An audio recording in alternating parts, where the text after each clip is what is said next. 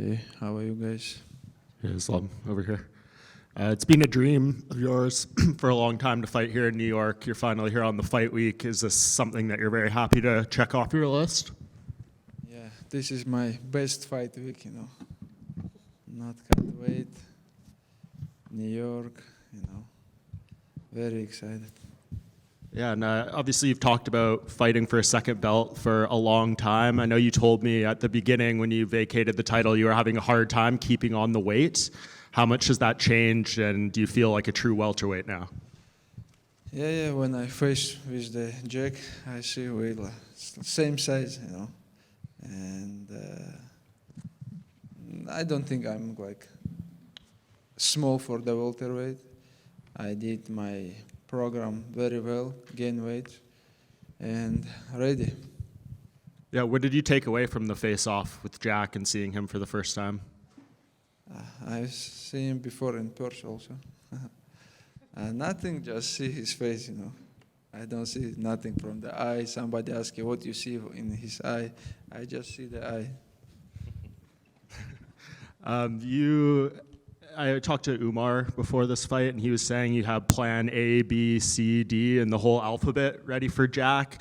Do you think you're going to need to go to all those game plans, or do you think plan A is going to work? I hope I don't need the second plan. The A is going to be work. It seems. But if not work, we're training so hard, and anything can happen inside the cage, but I will be ready. Yeah, it seems like it was a hard camp. You've had black eyes for a long time now. Is that a sign of how difficult this training was? Yeah, honestly, it's the hardest camp in my life. I start 3 months before, and it was a very hard camp. Yeah. A lot of fighters who are breaking this fight down say that if you can't get the takedowns on Jack consistently, you're not going to be able to win a striking fight. If it does turn into that, where it is stand-up, are you looking forward to proving those people wrong? Man, I just want to tell everybody I can fight with anybody in the striking, grappling, wrestling, because I'm not just grappler. I can strike. I strike with Dustin, with Volk. He can defend my wrestling, but I will strike and I will try to take him down again. This is not striking match or grappling match. This is MMA fight. And I know a lot of talk about you being the 11th fighter to win titles in 2 weight classes. You can tie Anderson Silva's winning streak. UFC 1 was 32 years ago today. Do you feel like if you win this fight, people are going to be talking about you as one of the greatest fighters we've ever seen? I don't think about this right now. I don't think about Anderson Silva record. I just think about Jack Maddalena belt, and that's it. I just want to take this belt. Islam, right here. We've seen a lot of cameras following you around, especially back in Dagestan. I guess, how has the attention on you affected the rest of the village and the gym? Because we even saw that kid, he drove all the way to meet you and everything. Yeah. I just, want to show people how we're training, what we did for become champions, and that's it. Now I'm good with camera, and also this fight week I enjoy.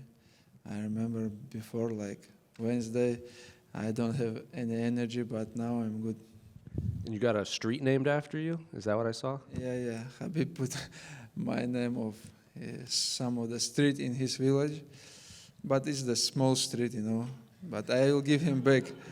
I will put in my village biggest street on Habib's name. Does Habib have a street named after him too? Yeah, they have. They put Habib very smart guy. He put all fighters Zubair, they have Shami, everybody, and now we have to fix it, And the people from the village say, hey, Islam, if you not fix it our street, we're gonna change this name. Islam, over here on your left over here. What would it mean for you to become the first Dagestani double champion in the UFC? First Dagestan. Yeah, this is big things. And I'm gonna be number 10 if I get the belt, number 10 who have two who was like 2 division champions. You know, it's a big things for me. It's a dream and big fight. Islam? Over here? Yeah. You have mentioned before that after cutting weight, you recovered to 60 to 70% on the lightweight. Now that you move up to the division, the cut won't be as extreme as it was on the lightweights. How do you think that you are going to feel without going through this extreme weight cut? Yeah, honestly, this is what I want to feel, how I'm gonna be in the cage, you know, because like all my life it's a hard cut weight, and I feel I'm not recovery like 100%, but now I'm like a lot of things is different, and I really want to step inside the cage and like feel what is gonna be changed, you know.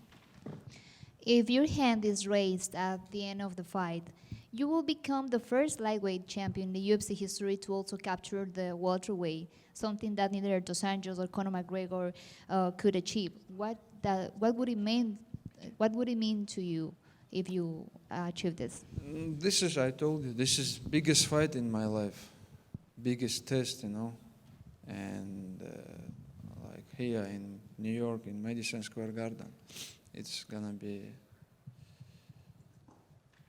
be hardest test, but I'm ready, you know. Thank you. Islam back here. There was a headline where Jack had said that he was a better mixed martial artist and that he was coming to take your pound for pound spot. What's your reactions to some words like that? What do you say? There was an interview or something like that where Jack said he said, I'm a better mixed martial artist and I'm coming to take his pound for pound spot. I think nobody believes this. He's a good boxer. He's a good fighter, but I know I have better skills than him. And it seems like your experience here in New York has been pretty cool. You went to the Knicks game. You were organizing some street racing in the streets of New York City. What have you made of this experience here in, you know, obviously the city, and then competing at Madison Square Garden? You've done it all. You've been around the sport, but now you get to compete. You know, Madison Square Garden is a pretty cool experience, I would assume. Yeah, I like New York. I was here like many times before, and I spent the last 3 weeks in New Jersey, and I like the city. Now it's too much busy, too much traffic, but I like it, you know, and I like this is the best arena to be UFC double champion, you know. Islam right here in the front. Next year, UFC gonna open new arena in White House, but right now it's the best arena. Islam here to your right, down here. How do you feel that you're carrying the extra weight? Because carrying extra weight obviously saps your cardio. So how do you feel that you're carrying the extra weight? I feel much better. You know, like it's hard to gain weight. We did like 1 month exactly for that, lifting, eat, training, but it's hard, you know. But honestly, I feel better. I feel like in the sparring, when I spar with the guys, last 2 weeks, I feel much better, you know, because last time before like 3 weeks, I thinking about the cutting weight, and I just start to follow, you know, the cutting weight program, but now I don't feel much. I cut weights and like my energy go down, something like that. All right. And throughout the build up to this, you said that for your legacy, you have to win a second title. Why is that? Just because so many others have won belts in 2 divisions, or is it just a personal goal that you've had and something that you feel you need to? Because I thought like many times about the second belt, you know. I did my job in lightweights, like defend more than everybody and like fight in the big events, but now it's the good time to move, you know, and I know I deserve to fight for the second belt. And last one for me. In terms of skill set, where would you rank Jack Della Maddalena in the opponents that you faced?